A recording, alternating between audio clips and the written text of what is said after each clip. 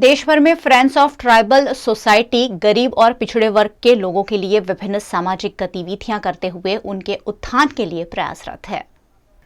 Tribal इलाके के बच्चों को सशक्त करने के लिए शिक्षा का सहारा फ्रेंड्स ऑफ ट्राइबल सोसाइटी द्वारा लिया जा रहा है। कोलकाता में 1989 में फ्रेंड्स ऑफ ट्राइबल सोसाइटी की स्थापना हुई और इस सामाजिक संगठन ने देश भर में अपनी शाखाओं के जरिए कई पिछड़े इलाकों के बच्चों को शिक्षित करने का बीड़ा उठाया है। बड़ोदरा और आसपास के इलाकों में ये जिम्मेदारी त्रिभुवन काबरा पर है। हमारे देश में लाखों की संख्या में एनजीओ है, फिर भी इसकी आवश्यकता क्यों? इसकी अवस्था इसके लिए हुई कि हमारे देश में जो वनवासी समाज और दूर दराज का जो समाज है वो राष्ट्र की धारा में अभी तक जुड़े नहीं हैं और राजा से लेके रंक तक एक प्लेटफार्म में कैसे आ सकते हैं, इस बात को ध्यान में रखते हुए और दूर दराज के ग्राम वासियों को स्वयं आत्मनिर्भर बनाने के लिए यह वनबंधु परिषद की स्थापना की गई।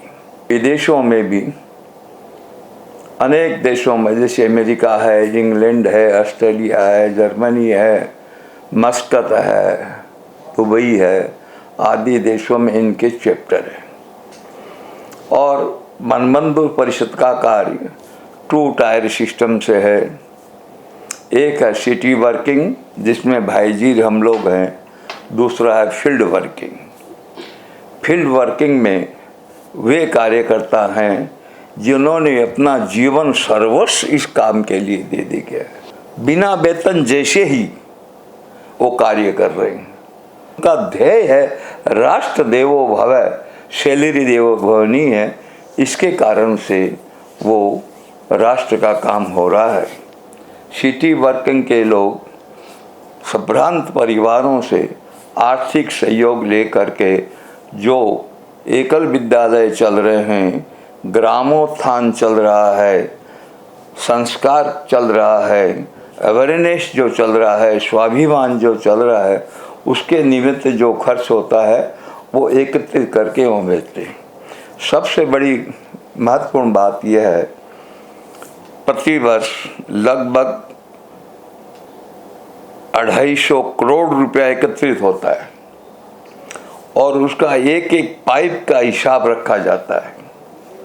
इतना बड़ा अकाउंट होने के बावजूद भी जून महीने में हमारे वनबंधु परिषद की बैलेंस शीट ऑडिट किए हुई, सबकी साइन किए हुई पूरी तैयार हो जाती है।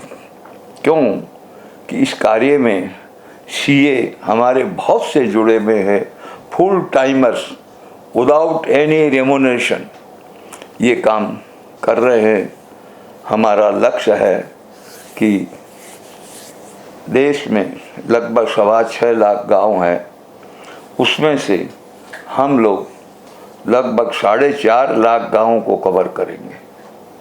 एक वर्ष का विद्यालय, it is a informal education, केवल 22,000 रुपये प्रति वर्ष के खर्च में चलता है।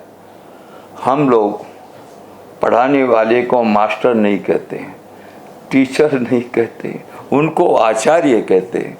आचार्य कहने का तात्पर्य यह है कि उनका मान सम्मान बढ़ता है, वो इस पद पर है।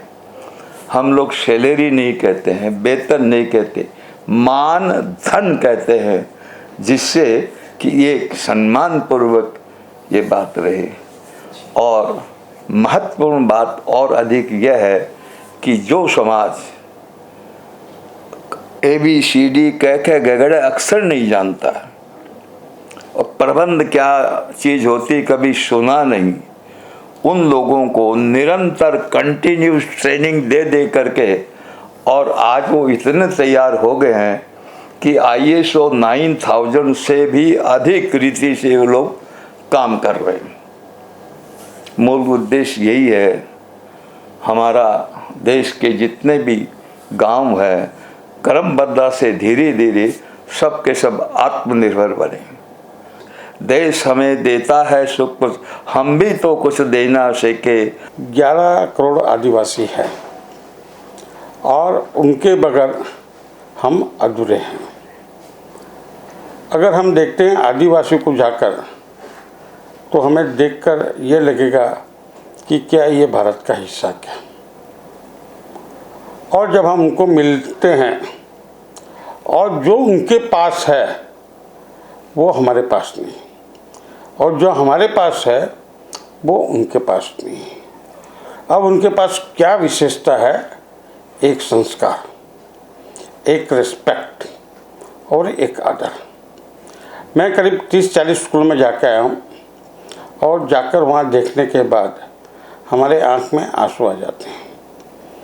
और अगर हम गुजरात की बात करें तो वहाँ काफ़ी ठीक है।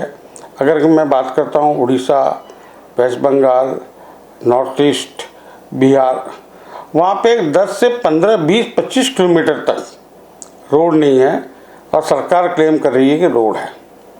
न वहाँ पे बिजली है और न ही पानी की सुविधा है। हमारी बहनें और माताएं किलोमीटर तक जाकर पानी मटके में लेके आती है। सबसे पहले ये स्कूल में बच्चे नहीं आते हैं और माँ बाप को लगता है कि बच्चे शिक्षित हो जाएंगे तो ये बाहर चले जाएंगे। मैं गुजरात में जब यहाँ पे जारोद एरिया में जब गया और वहाँ पे लोगों को, बच्चों को मिला, करीब 350-400 बच्चों को मिला, तो मैंने कहा कि आपको बस दिखाई दी क्या? तो बोला बस हमने नहीं देखी, बस में हम नहीं बैठे। मतलब ट्रेन? बोले हम ट्रेन में भी नहीं बैठे थे। क्या? तो उसमें से एक लड़के ने हाथ उठाया कि मैं एक बार ट्रेन में सूरत गया था और 12 साल का लड़का, और किस लिए गया? मजदूर के लिए ढंग का। तो भारत का ये हिस्सा है, सरकार क्लेम करती है। आज काफ़ी जगह जो है गांव में स्कूल खुल चुकी है लेकिन वहाँ पे टीचर नहीं जाते हैं। लेकिन हमारे जो सर है वो कंटिन्यू 3 घंटा पढ़ाते हैं, या तो सुबह 7 से 10 और या शाम को 6 से 9। तो मैं बड़ौदा के निवासियों से प्रार्थना करना चाहता हूँ, इस वनबंधु के साथ आप जुड़िए।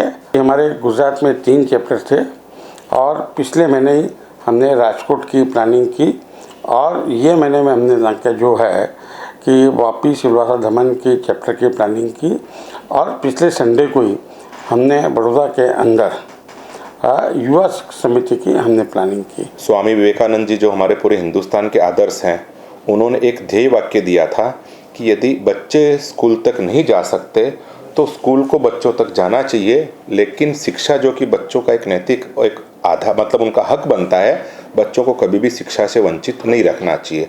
और उसी ध्येय वाक्य को जो हमने हमारा मकसद बना रखा है, तो जहाँ दूर दराज के अंदर बच्चों स्कूल तक नहीं जा सकते तो गांव-गांव के अंदर हम शिक्षा की व्यवस्था बनाकर, और शिक्षा ज़्यादा से ज़्यादा बच्चे शिक्षित होंगे तो भारत का भविष्य मजबूत होगा। बच्चे शिक्षित होंगे, क्या गलत क्या सही इस बात को वो सीखेंगे, राष्ट्रभक्ति किसको कहते हैं वो उनको पता चलेगा, और आगे जाके न तो गलत रास्ते पे जाएंगे और देश हित के अंदर हमारा जो बच्चे हैं वो देश हित के अंदर अच्छे सही रास्ते पे जाके और भारत का जो भविष्य है उसको मजबूत बनाएंगे।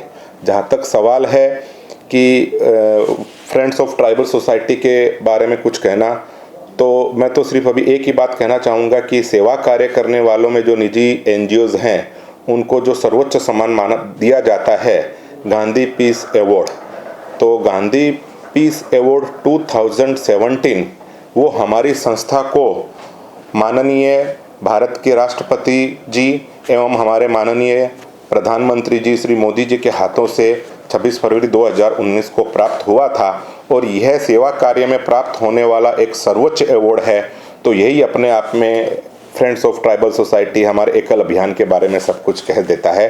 हमारा अनुरोध यही है कि ज़्यादा से ज़्यादा लोग जुड़े, संस्था के लिए नहीं परंतु भारत के बच्चों के भविष्य को मजबूत बनाने के लिए, हमारे राष्ट्र को मजबूत बनाने के लिए इस अभियान में जुड़े।